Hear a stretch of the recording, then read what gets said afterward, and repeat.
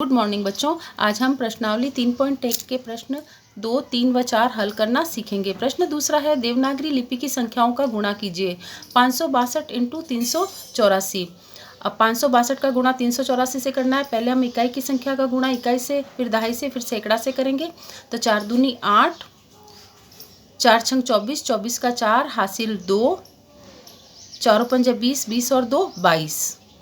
अब दहाई का गुणा करेंगे तो इकाई के स्थान पर गुणा का निशान लगा दिया हमने। 8 दूनी 16, 16 का 6 हासिल 1, 8 छंग 48, 48 और 1 49, 49 का 9 हासिल 4,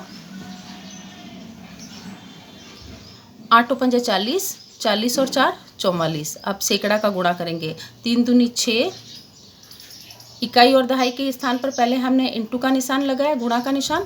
अब हम गुणा करेंगे। 3 दूनी 6, 3 छंग 18, 18 और 1 3 छंग 18, 18 का 8 लिखा, हासिल का लगाया हमने 1, तीनों पंजे 15, 15 और 1 हासिल का जोड़ा तो 16 हो गए। अब तीनों संख्याओं को जोड़ेंगे।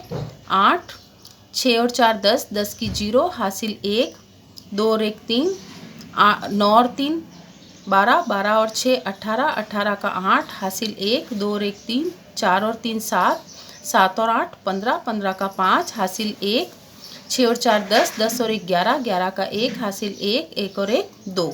तो ये संख्या प्राप्त हो गई हमें 2,15,808। प्रश्न दूसरा देखिए, 715 इंटू 260। जीरो का किसी भी संख्या से गुणा करने पर गुणनफल 0 ही प्राप्त होता है, तो हमने 0 लिख दिया। अब सैकड़ा का दहाई का गुणा करेंगे तो 6 पंजे 30, 30 की 0 हासिल 3, 6 एकम 6, 6 और 3 9, 6 सत्तू 42, 42 का 42 लिख दिया। अब सैकड़ा का गुणा करेंगे तो इकाई और दहाई के स्थान पर हमने गुणे का निशान लगा दिया है। 2 पंजे 10, 10 की 0 हासिल 1, 2 एकम 2, 2 और 1 हासिल की जोड़ा तो 3 हो गए, 2 सत्ते 14। अब तीनों संख्याओं को जोड़ेंगे। 0 का 0 लिखा, 0 का 0, 9 का 9 लिखा, 3 और 2 5, 4 और 4 8, 1 का 1। तो ये क्या संख्या प्राप्त हो गई? 1,85,900। अब आप इसी का प्रश्न तीसरा देखिए, 436 इंटू 500। किसी भी संख्या का 0 से गुणा करने पर गुणनफल 0 ही प्राप्त होता है। तो हमने इकाई और दहाई के गुणा किया तो 0 ही प्राप्त हुआ, तो हम 0 लिख देंगे। अब सैकड़ा का गुणा करेंगे। 5 छंग 30, 30 की 0 हासिल 3, 5 5 ती 15, 15 और 3 18, 18 का 8 हासिल 1, 5 चौक 20 और 1 21। तो गुणनफल क्या प्राप्त हो गया? अब हम इन सब संख्याओं को जोड़ेंगे। तीनों इकाई दहाई और सैकड़े के गुणा की संख्या को जोड़ेंगे। 0 का 0, 0 का 0, 0 का 0, 8 का 8, 21 का 21, 2,18,000 प्राप्त हो गए हमें। ठीक है, अब इसी प्रकार से हम चौथा भी प्रश्न हल करेंगे। अब प्रश्न आप तीसरा देखिए, एक पैकेट में 225 टॉफियाँ आती है, इससे 45 पैकेट में कितनी टॉफियाँ आएगी ज्ञात कीजिए। एक पैकेट का दिया हुआ है और हमें एक से ज़्यादा पैकेट की संख्या ज्ञात करनी है, तो उसके लिए हम क्या करेंगे? गुणा। 225 का गुणा 45 से करेंगे। 55 25, 25 का 5 हासिल 2, 5 दूनी 10, 10 और 2 12, 12 का 2 हासिल 1, 5 दूनी 10, 10 और 1 11। अब इकाई का गुणा हो गया तो हम इकाई के स्थान पर गुणा का निशान लगाएंगे। अब दहाई का गुणा करेंगे। 4 पंजे 20, 20 की 0 हासिल 2, 4 दूनी 8, 8 और हासिल जोड़ा 2 10, 10 की 0 हासिल 1, 4 दूनी 8, 8 और 1 9। अब हम इन दोनों संख्याओं को जोड़ेंगे। 5 का 5, 2 में 0 जोड़ा तो 2 प्राप्त हुआ, 1 और 0 1, 9 और 1 10, 10,125 टॉफियाँ 45 पैकेटों में आएगी।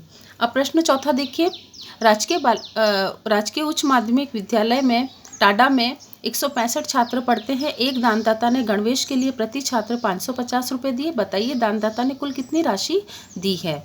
अब 165 छात्र पढ़ते हैं और प्रति छात्र 550 रुपये दिए, तो हम क्या करेंगे? इसके लिए कुल राशि ज्ञात करने के लिए हम गुणा करेंगे। 165 इंटू 550। अब 0 का गुणा ऊपर वाली इकाई दहाई सैकड़ा से सैकड़ा की संख्या से गुणा करेंगे तो 0 ही प्राप्त होगा। अब दहाई का गुणा करेंगे। 55 25, 25 का 5 हासिल 2, 5 छंग 30, 30 और 2 जोड़े तो 32 हुए, 32 का 2 हासिल 3, 5 एकम 5, 5 और 3 8।